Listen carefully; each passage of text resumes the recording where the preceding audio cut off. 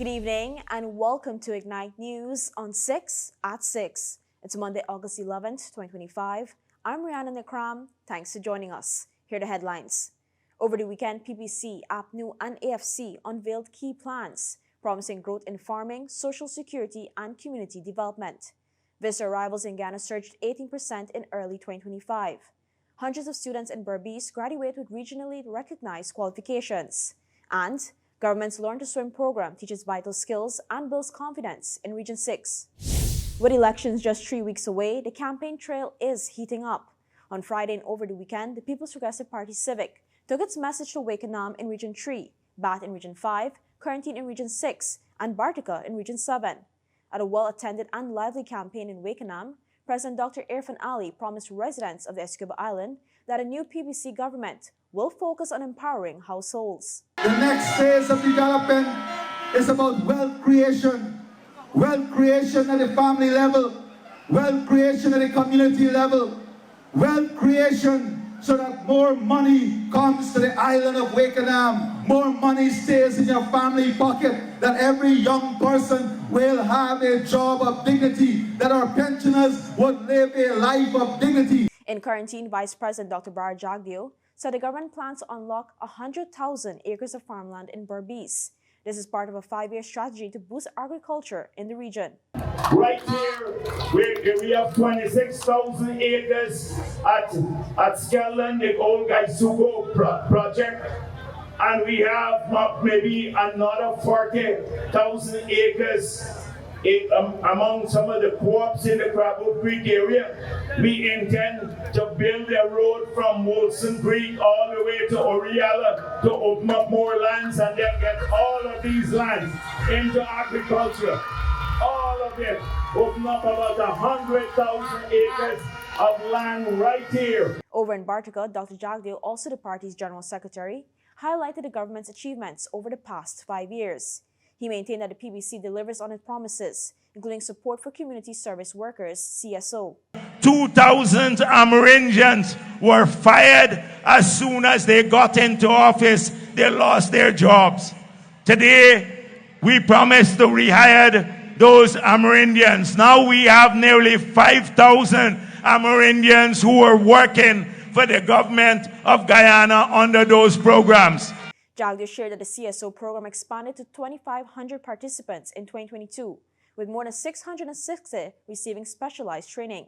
By late 2024, 2,759 Amerindians were employed as CSOs, with monthly stipends increased from $30,000 to $40,000.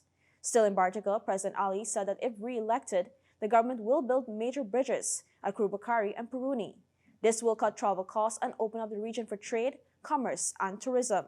Currently, vehicles crossing at Puruni and Krubakari rely on a large barge pulled by boat, an outdated and slow process. The president also announced the creation of a special development fund to help people access capital.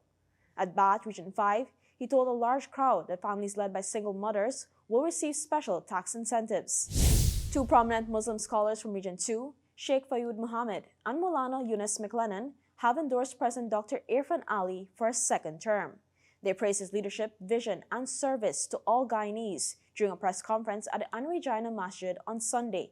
Dr. Irfan Ali is known as the People's President, and he listens to the concerns of the citizens and works tirelessly to improve their lives. His consistency in upholding principles and values that he believes in reflects his sincerity and his intentions and dedication to his work. As we approach a very important election, we want to emphasize as the Muslim leaders of Essequibo that we should not vote based on race, but rather on principles and values that unite us. And it is essential that we respect the opinion of all citizens and their political choices. The leaders have called on voters to focus on unity over division, stressing the importance of understanding and collaboration. They said Dr. Ali's leadership would keep up the nation on a path of progress and prosperity. Meanwhile, a Partnership for National Unity, APNU, took its election campaign to Linden with promises of development in agriculture, housing, education, and infrastructure. Speaking during rally at Wismar, the party's presidential candidate, Aubrey Norton, said APNU has a number of plans which it will implement once elected that will benefit the mining town of Linden and Region 10 as a whole. Linden, like all parts of Guyana, will benefit from a school's transportation system so that our children can be taken to school. Let me make it clear. We ain't going to be into the puku development. Norton also promised to eradicate poverty and deliver quality roads. Note that the party wants to see the people of Linden enjoy a quality life. We will ensure that there is sustainable agriculture in Region 10. If people have to feed you from afar, you will be dependent on them. But once we create the conditions and provide the lands, you can feed yourself and be independent. And that is what is necessary. He added Linden has the scope to develop other industries outside of bauxite, but is heavily dependent on cheap electricity. Hence, he noted APNU will work assiduously to ensure that electricity rates remain cheap. Norton also promised a network of early childhood learning development systems in Linden, building on an already established learning center which was introduced by the party in an effort to relieve the burden on single mothers. Norton further noted that APNU also aims to provide quality development for the people of Ghana, as he reminisced of past developments achieved by the party during 2015 and 2020. The Alliance for Change has unveiled a plan to overhaul Ghana's social security system, promising that no worker is left behind. Central to the proposal is a new national pension fund, covering all public and private workers with mandatory 5% contributions from both employees and employers. The fund will offer portable accounts, safe investments, and state matching for low-income earners. Modeled after systems in Singapore and Chile, payouts begin at age 60 or earlier for special cases. Within 3 years, the AFC promises to reform the national insurance scheme with a full audit, digital upgrades, and integration with the new pension fund. The plan also introduces a universal minimum pension of $100,000 monthly for citizens over 65, adjusted yearly for inflation. Additionally, unemployment, maternity, paternity, health, and disability insurance will be expanded to cover informal workers through mobile registration and flexible payments. The role begins with an audit in the first 100 days and aims for full coverage by year 3. When we return, we'll bring you stories on Ghana's record tourism growth, Jags Aviation's fleet expansion, and a major new marina project in Bartica. Fuel it up and drive, super 95, tune up. Fuel it up and drive, super 95, tune up. Protect your fuel system, boy. High mileage and performance, boy. Guy Super 95 gasoline gives you more reasons to drive and is available at 56 service stations nationwide. For affordable price, high performance, and high mileage, choose Guy's Super 95 gasoline. Fuel it up and drive. Welcome back. Ghana has had record-breaking visitor arrivals in the first 7 months of 2025. The country recorded 242,655 visitor arrivals between January and July 2025, an 18% increase from 205,646 in the same period last year, marking record performances for each month. Tourism officials credit the growth to better air connectivity, stronger marketing, new tourism products, and major cultural and sporting events. Monthly gains included January up 22.8% and April leading with 28.6% growth. Passenger traffic through CGIA topped 1 million in the first half of the year, matching the total for all ports of entry in 2024.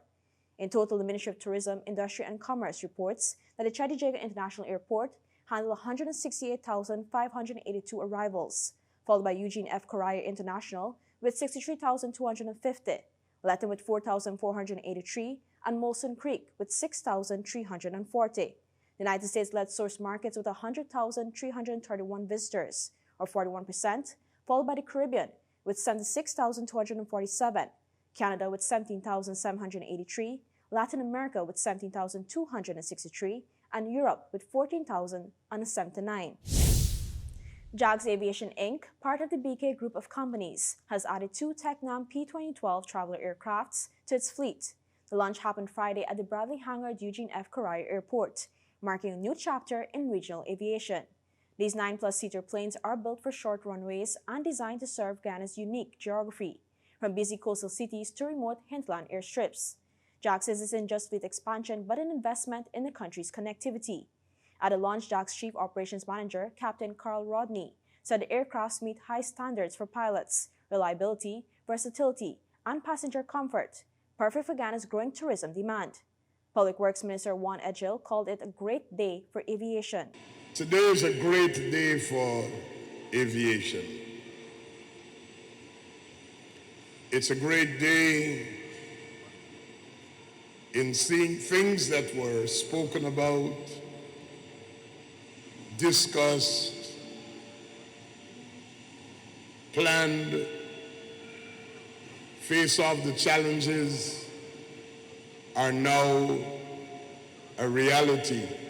He highlighted Eugene F. Carrier International Airport, which now handles more than 220 landings daily, a number unimaginable 10 years ago.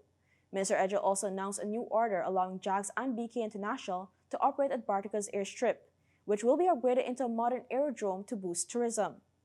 The government's aviation plan, he said, goes beyond new planes. It includes modernizing airports, upgrading technology, and building local skills, all focused on safety and efficiency.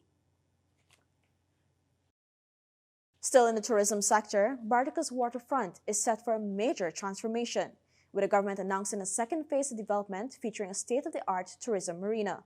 President Irfan Ali says the facility will position Region 7 as a leading yachting and boating hub, tapping into the growing recreational boating market and attracting new investments. The marina will be paired with a modern tourism terminal to enhance visitor experiences and draw hotels and other tourism businesses. It will be part of a wider transport network, including upgraded waterfronts in other regions and new vessels to improve connectivity. Designed for sustainability, the project will feature improved docking systems, low ramps, and dedicated spaces for both speedboats and larger vessels. Officials say the marina will boost daily life and economic activity in Region 7, while raising Ghana's profile as a marine tourism destination. The sod was officially turned last Friday for the construction of a $708.6 million polyclinic at Endorse, East Coast Demerara. The new facility will replace the existing Industry Health Center and is expected to serve thousands of residents from Industry and surrounding communities when completed in July 2026. The project, executed by Star Mohammed & Sons Construction and Hardware Supplies, with consultancy for innovative engineering consultancy services, is part of the government's broader push to modernize Ghana's healthcare system. Planned services include X-ray, ultrasound, dentistry, physiotherapy, and potentially specialized lung care. We're going to knock this building down and replace it with quite a modern facility, and all the services that would go with that facility. This is part of the modernization of health facilities that we have in and around Georgetown. Officials say the polyclinic will be a major healthcare hub for the East Coast corridor, offering diagnostics and treatments that previously required travel to Georgetown. With work set to proceed swiftly, residents can look forward to expanded services and modern amenities by July 2026, bringing healthcare closer to where people live. In the education sector, FAO's East Coast Demerara celebrated a historic milestone today as Minister of Education Priya Manik-Chan commissioned the village's first ever nursery school. The new facility will allow young children to begin their educational journey close to home, easing the burden on parents who previously had to travel long distances. For many families, this marks a significant step toward ensuring a safe and nurturing learning environment for their children. This week, the Ministry of Education plans to continue its momentum with the commissioning of 2 additional nursery schools tomorrow and a brand new secondary school on Wednesday, coinciding with Minister Manik-Chan's birthday. In another part of the country, construction of the Waramuri Secondary School in Maruka, Region 1, is nearing completion. The $326 million project will accommodate 350 to 400 students and features modern classrooms, science laboratories, a library, staff quarters, and solar power facilities. So this is the Waramuri Secondary, which will be commissioned shortly by His Excellency the President. And if you look at this development going on here, roads and drains leading up to the school, it turns all the way around the school, and it's concrete roads for the villages of Waramuri, but also for the children, so they won't have to walk through mud to get to school. Final inspections are underway ahead of the school's official commissioning by the President in the coming weeks. The new Waramuri facility is expected to reduce travel time for students in the area, while providing improved educational resources to support academic growth and contribute to social and economic development in the Maruka sub-region. When we come back, hundreds graduate in Berbice, Guyanese swimmer make history at Junior Pan Ams, and a free initiative in Region 6 teaches the joy and safety of swimming. Your business is built on hard work, vision, and the drive to succeed. At GBTI, we understand what it takes to grow. That's why we offer Grow, a small business service designed to help your business expand, adapt, and reach its full potential. From new opportunities to new milestones, we're here to support you every step of the way. Grow from GBTI. Progress starts here. You're watching Ignite News on 6 at 6. Thanks for staying with us. In Berbice, 337 students have graduated with regionally recognized computer skills. The Zara Computer Centre in New Amsterdam had its 4th annual ceremony to celebrate participants in 13 courses, from foundation to advanced levels, for children aged 6 to 16. Students gain hands-on experience with Microsoft Office tools, learning everything from document creation to designing business cards and managing data. Assistant Commissioner and Regional Commander Shiv Prasad Bacchus told graduates the certificates carried weight across the CARICOM region. The credentials that which you will receive here today in form of a certificate is recognized not locally, but for the field within the CARICOM. And that itself is developed. Among the graduates, 13-year-old Janaya shared how the program sparked her interest, especially after discovering new features like watermark creation. I heard about the program from my mom. She just came home one day and told me about it. And I was like, it sounds cool because I always wanted to learn about computers. And I just said, why not give it a shot? And it was a pretty cool experience, I would say. I learned how to create watermarks. I didn't know you could do that. It was a good experience. 14-year-old Marky highlighted the opportunity for young people to build essential computer skills early, helping them avoid being left behind. Young children, I think there's a great opportunity for them. So probably when they get more older, they can learn about computers. So people don't have to laugh them and tell them anything that they know anything about a computer. Meanwhile, Suanda appreciated learning practical skills like PowerPoint editing, which she hadn't mastered before. When I started attending and stuff, it's fun. Actually, it's kind of fun, and it helped me learn a lot about computers and stuff.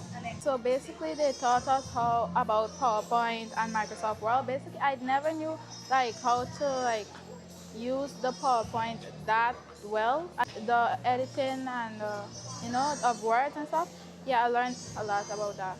Looking ahead, the Zara Computer Centre plans to run 4 additional adult foundation programs and 1 advanced course for the remainder of 2025, aiming to train a total of 460 participants this year. Still in Region 6, the Ministry of Culture, Youth and Sports has successfully wrapped up its Learn to Swim program in Region 6, a free initiative that opened the door for participants to discover the joy of swimming while learning vital safety skills. For the past 3 weeks, participants as young as 6 years old took part in lessons guided by skilled coaches. Regional Sports Officer Randy Mangru shared that the program is an annual effort, not only in Berbice, but across the country. The last 3 weeks that we have had this women program in July and in August, it's something that we do annually here in Berbice and across the country. We had over 155 persons trained, including adults and youngsters. For many, the experience was life-changing. Dave Rupert lauded the program as a great initiative from the ministry. Jared Walker told Ignite News that swimming had always been a dream for him. The experience was great. I mean, swimming was always something I wanted to do from a young age, but I never got a chance. So I really appreciate the coaches taking the time off from their busy schedule and from all the way from Georgetown to come here to teach us how to swim. And for Natalia Douglas, the biggest takeaway was the kindness of her instructors. The thing that I love most about this program is patience. The coaches, they had a lot of patience with me. The program not only taught a valuable life skill, but also boosted its participants' confidence. In sports, Rickwan Noel has become the first Guyanese swimmer to win a medal at the Junior Pan American Games, taking bronze in the men's 200-meter butterfly in Paraguay. He made the podium by breaking his own national record with a time of 1 minute 59.46 seconds, beating his previous best.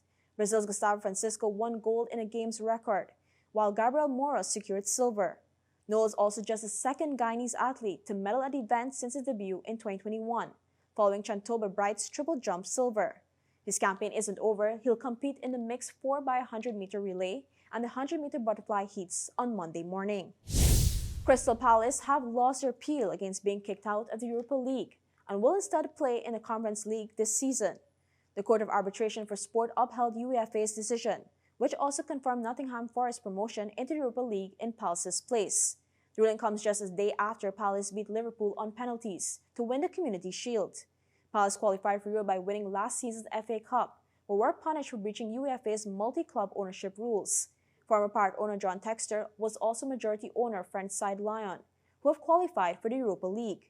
UEFA says Palace missed a March deadline to prove ownership restructuring. The club argued Textor had no decisive influence, but UEFA rejected that defense. Still ahead, Jamaica heads to the polls in September. A major medical journal pushes back on U.S. Health Secretary's vaccine claims. And UN condemns the killing of journalists in Gaza.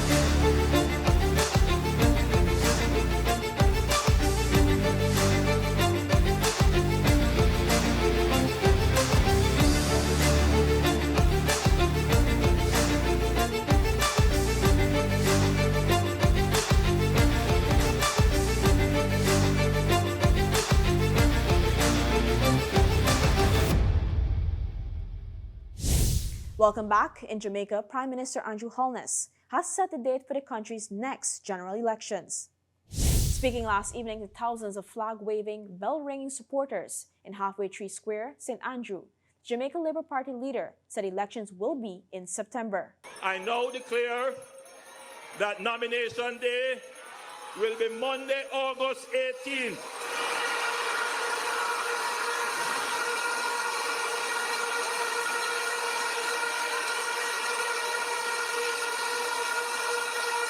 And the general election date is fixed at Wednesday, September 3. The Jamaica Observer notes that the election will be held exactly 5 years after Holness's landslide win in 2020, on a date that has been lucky for the party. In 2007, Bruce Golding defeated Portia Simpson Miller on that date to become Jamaica's 8th Prime Minister, and in 2020, Holness secured his second mandate. In international news, Reuters report that a leading U.S. medical journal is rejecting Health Secretary Robert F. Kennedy Jr.'s demand to retract a major Danish study on vaccine safety. Published in July in the Annals of Internal Medicine, the research tracked more than 1.2 million children over 2 decades. It found no evidence that aluminum in vaccines raises the risk of autoimmune, allergic, or developmental disorders. Kennedy, a long-term critic of vaccines, called the work deceitful propaganda and accused its authors of designing it to avoid finding harm. His point of contention lies in the absence of a control group, but the journal's editor, Dr. Christine Lane, says there is no reason for retraction and called the dataset high quality. Lead author Anders Peter Hivid defended the study, saying none of Kennedy's critiques were substantive, and that Denmark's vaccination rates make a control group impractical. Scientists worldwide have praised the study as the strongest evidence yet on aluminum safety in vaccines. Finally this evening, the UN Human Rights Office has condemned an Israeli airstrike in Gaza that killed 6 journalists, calling it a grave breach of international law. 5 of the journalists who died yesterday were from Al Jazeera, including correspondent Anas al-Sharif. Israel has admitted to targeting Sharif, who they claim was a Hamas commander, an allegation he denied in life and for which little evidence has been made public. Media watchdogs accuse Israel of a pattern of labeling journalists as militants without proof. UK has joined calls for an independent investigation. Meanwhile, funerals for the Al Jazeera crew were held today as Reporters Without Borders, the Committee to Protect Journalists, and other groups denounced the attack, noting 186 journalists have been killed in Gaza since October. It has been the deadliest period for the press on record. These latest killings highlight the extreme risks that journalists continue to face when covering this ongoing conflict. The Secretary General calls for an independent and impartial investigation into these latest killings.